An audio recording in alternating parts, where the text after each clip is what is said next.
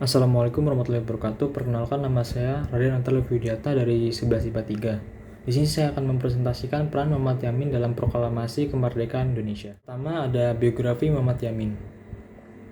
Muhammad Yamin dilahirkan di Talawi, Sawah Lunto pada tanggal 23 Agustus 1903 yang merupakan putra dari pasangan Usman Baginda Khatib dan Siti Saadah yang masing-masing berasal dari Sawah Lunto dan Padang Panjang. Muhammad Yamin meninggal pada tanggal 17 Oktober 1962. Ia wafat di Jakarta dan dimakamkan di Desa Talawi, Kabupaten Sawalunto, Sumatera Barat. Ia meninggal ketika ia menjabat sebagai Menteri Penerangan. Muhammad Yamin dianugerahi gelar pahlawan nasional pada tahun 1973. Ayahnya memiliki 16 anak dari 5 istri yang hampir keseluruhannya kelak menjadi intelektual yang berpengaruh. Saudara-saudara Muhammad Yamin antara lain, satu Muhammad Yaman sebagai seorang pendidik, yang kedua Jamaluddin Adinegoro sebagai seorang wartawan terkemuka, yang ketiga Ramanan Usman sebagai pelopor Korps Diplomatik Indonesia, yang keempat Muhammad Amir juga merupakan tokoh pergerakan kemerdekaan Indonesia. Yamin mendapat pendidikan dasarnya di HIS Palembang, kemudian melanjutkan di AMS Yogyakarta. Setelah tamat, ia kemudian menjalankan pendidikannya di Sekolah Tinggi Hukum Indonesia yang kelak menjadi Fakultas Hukum Universitas Indonesia dan berhasil memperoleh gelar Sarjana Hukum pada tahun 1932. Muhammad Yamin memulai karir sebagai seorang penulis pada dekade 1920-an. Semasa dunia sastra Indonesia mengalami perkembangan. Karya-karya pertamanya ditulis menggunakan bahasa Melayu dalam jurnal Jong Sumatera. Kemudian jurnal berbahasa Belkalian pada tahun 1920. Pada tahun 1922, Yamin muncul untuk pertama kali sebagai penyair dengan puisinya Tanah Air. Yang dimaksud tanah airnya yaitu Minangkabau, Sumatera. Himpunan Yamin yang kedua adalah Tumpah Darahku. Muncul pada 28 Oktober 1928.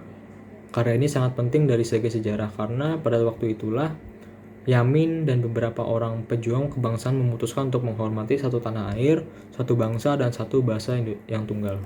Peranan Muhammad Yamin. Semasa pendudukan Jepang, pada tahun 1942 sampai 1945, Yamin bertugas pada Pusat Tenaga Rakyat atau Putra, sebuah organisasi nasionalis yang disokong oleh pemerintah Jepang. Pada tahun 1945, ia terpilih sebagai anggota Badan Penyelidik Usaha Persiapan Kemerdekaan Indonesia atau BPUPKI. Dalam sidang BPUPKI, Yamin banyak memainkan peran.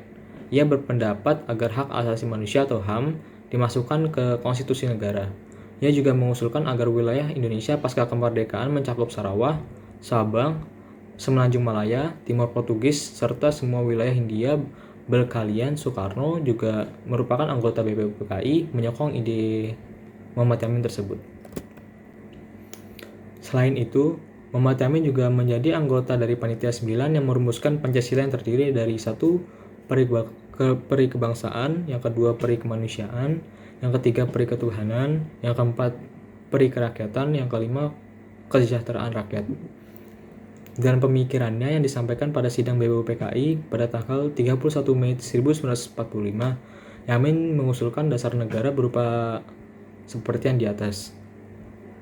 Dalam perkembangan sidang BPUPKI, kelima pokok pikiran ini digabungkan dengan pemikiran tokoh yang lainnya. Muhammad Yamin juga bergabung pada Panitia 9 yang merancang rumusan pembukaan UUD 1945.